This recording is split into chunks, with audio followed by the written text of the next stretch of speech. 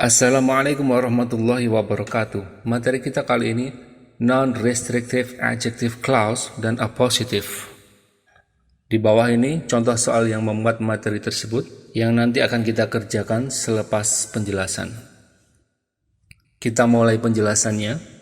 Non-restrictive adjective clause adalah salah satu jenis adjective clause yang berfungsi hanya untuk memberikan keterangan tambahan pada benda yang diterangkan. Ciri-cirinya, yang pertama, benda yang diterangkan selalu nama terang, baik orang ataupun benda. Semisal, Mr. John, the National Route, the White House, my car, dan lain-lain.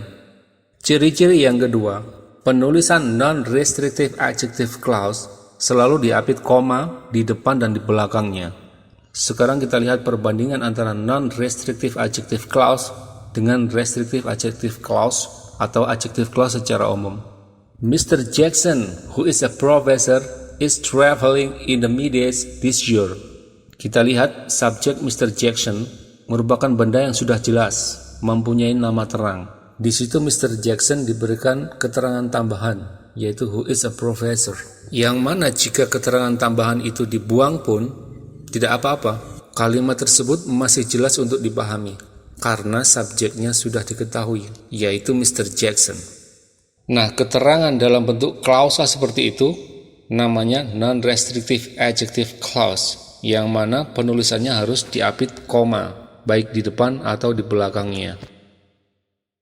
Sementara restrictive adjective clause atau adjective clause umum, kita lihat, the man who is a professor here is Mr. Jackson.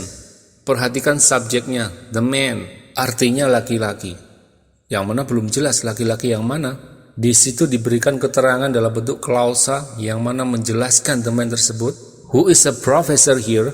Nah, ketika ada klausa yang menjelaskan noun yang belum jelas, klausa tersebut dikategorikan sebagai restrictive adjective clause, yang mana tidak hanya berfungsi sebagai keterangan tambahan, namun lebih berfungsi sebagai keterangan penjelas dari subjek yang belum jelas. Perhatikan juga di penulisannya, restrictive adjective clause tidak menggunakan dua koma yang mengapitnya. Kesimpulannya, non-restrictive adjective clause dan restrictive adjective clause merupakan bentuk adjective clause yang pada dasarnya mempunyai fungsi yang sama, yaitu menerangkan noun, namun mempunyai perbedaan pada sifat keterangannya, yang mana antara keterangan tambahan dan keterangan penjelas utama, serta perbedaan dalam penulisannya. Nah, sekarang appositive. Appositive adalah sebuah keterangan tambahan layaknya non-restrictive adjective clause, namun appositive berbentuk noun atau noun phrase.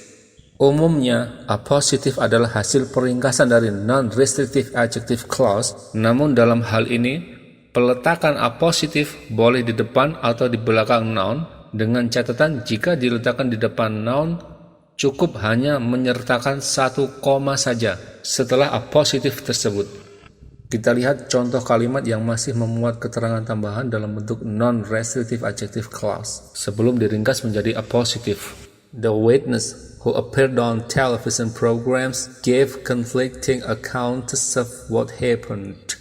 Nah, who appeared on television program bisa diringkas menjadi appositive dengan menghilangkan conjunction yang sekaligus menjadi subjeknya, who, dan mengganti verbnya menjadi verb ing, appearing, maka jadilah appositive berbentuk frase, yang mana peletakannya boleh di dua posisi, baik di belakang atau di depan noun tersebut. Jadinya, the witness appearing on the television program gave conflicting account of what happened. Atau, appearing on television programs, the witness gave conflicting account of what happened. Nah, sekarang kita coba mengaplikasikan pemahaman materi. Nomor 1. The National Route. Nampak sekali bahwa ini adalah kata benda. Yang di belakangnya ada koma, kemudian kita lihat lagi.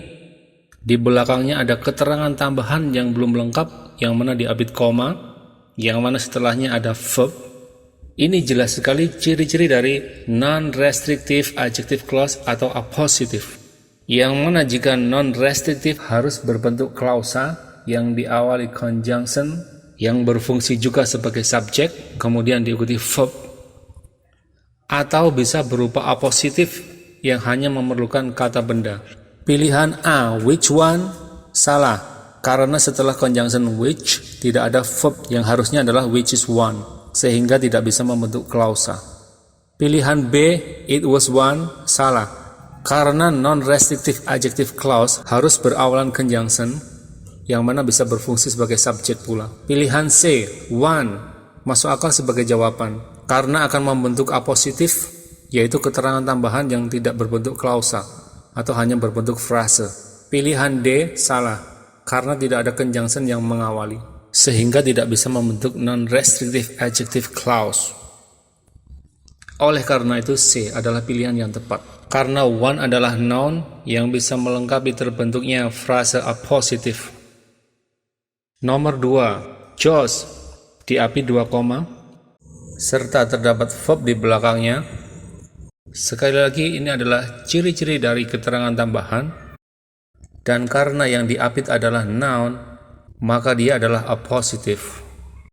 Karena yang ditanyakan adalah sebelum apositif, jelas sekali yang paling tepat mengisi adalah noun sebagai subjek.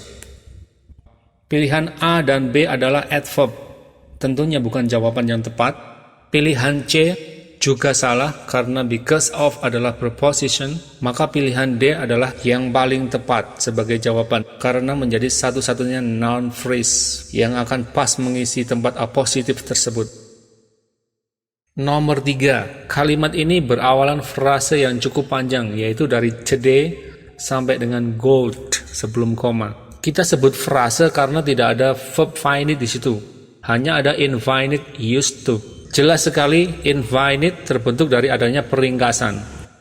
Sedangkan kita lihat setelah titik-titik, originally the weight of seed of the carob tree, tidak terdapat subjek dan verb di dalamnya, yang mana seharusnya terdapat finite bebas yang penulisannya tanpa ada conjunction sebagai penyempurna dari sebuah kalimat. Maka dari itu, jawaban yang paling tepat dari pilihan jawaban adalah yang berupa subjek verb finite bebas tanpa conjunction. Pilihan C dan D jelas salah karena berawalan conjunction. Pilihan A dan B masuk akal karena terdiri dari subjek dan verb. Namun yang paling tepat adalah B karena tersusun dengan benar, yaitu berawalan subjek kemudian verb. Kenapa A salah? Karena setelah apositif di depan kalimat, setelah koma harusnya adalah noun, bukan verb. Seperti itu bahasan kita di materi kali ini dan cara pengaplikasiannya dalam contoh soal. Silakan selanjutnya mencoba soal dalam post test untuk kita diskusikan lagi berikutnya. Assalamualaikum warahmatullahi wabarakatuh.